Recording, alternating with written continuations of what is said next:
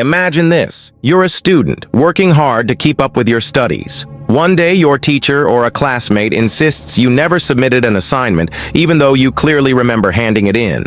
They even convince others that you're careless or forgetful. Soon, you start doubting your own memory. Sound familiar? What if I told you this might be an example of a psychological tactic called gaslighting? Welcome to Infinite Core Psychology, where we uncover the dark corners of the mind and help you navigate psychological manipulation. Today, we're diving deep into gaslighting, what it is, how to recognize it, how it's used, and most importantly, how to fight back. Let's get started. Before we dive in, let me quickly tell you the structure of this video.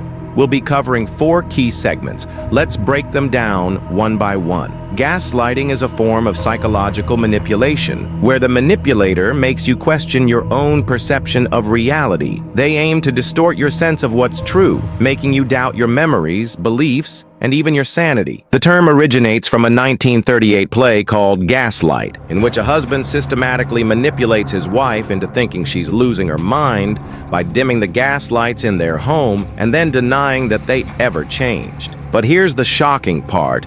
Gaslighting isn't just a plot device in a play or movie. It's a tactic that's used in toxic relationships, toxic workplaces, and even by societal systems to maintain control and power over individuals. So how do you know if you're being gaslit? Here are some clear signs to look for. Denial of events or words. The person may deny things they said or did, even when you have undeniable proof. For example, a friend borrows money and later denies it, despite you having a text confirming the transaction. They may claim, "I never borrowed any money from you," leaving you questioning your own memory, making you feel overly sensitive or dramatic.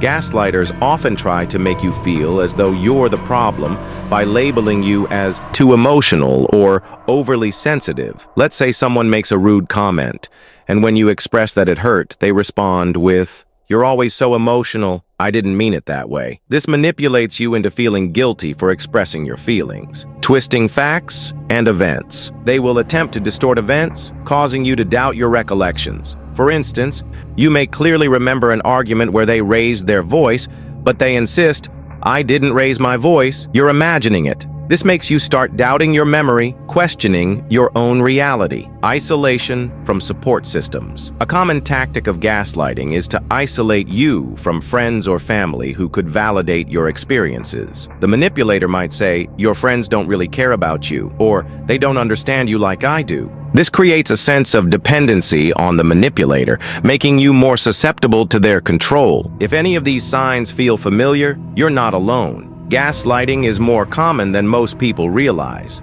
Gaslighting doesn't just create confusion in the moment. It can have long-lasting effects on your mental and emotional well-being. Over time, it erodes your confidence, self-esteem, and sense of self. Victims often begin to feel trapped, as though they can never trust their own thoughts or feelings again. This can lead to anxiety, depression, and a deep sense of helplessness. In extreme cases, it can even result in PTSD, as the person feels constantly manipulated and gaslighted. You may start to feel like you're walking on eggshells around others, afraid of being told your version of events is wrong. But here's the truth. You can break free from this cycle. Now, let's take a moment to understand how gaslighting is actually used as a manipulative tactic. Gaslighting is deliberate. It's not an accident or a misunderstanding. Here's how it typically plays out.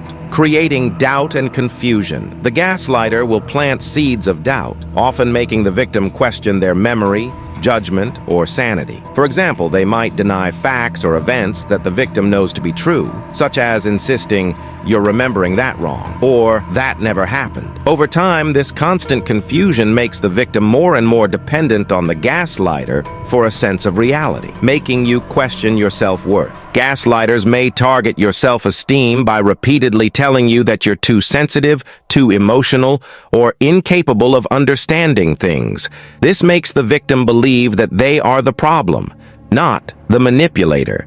An abuser might say, "No one else will ever put up with you because you're too difficult," leading the victim to feel unworthy of love and support from others. Maintaining control. Ultimately, the purpose of gaslighting is to gain control. By making the victim feel unsure of themselves and isolated from others, the gaslighter has more power. For example, if they constantly accuse you of making things up or being paranoid, you may start questioning your thoughts or ideas.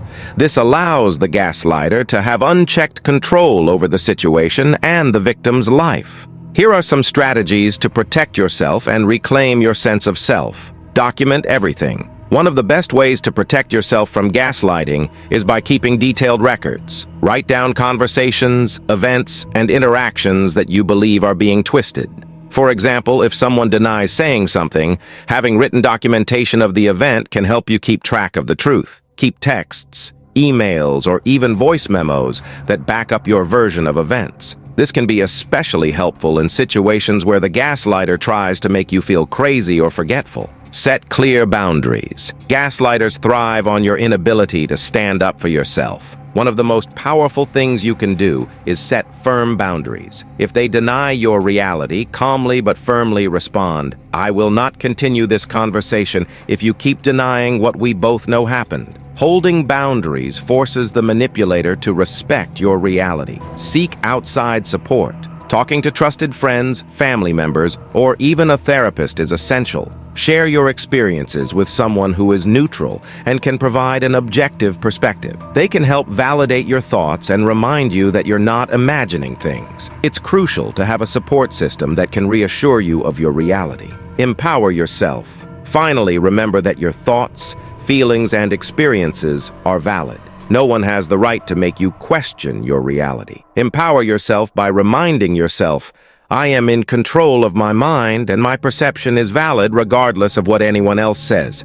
You don't have to accept someone else's version of events, especially if it's being used to manipulate you.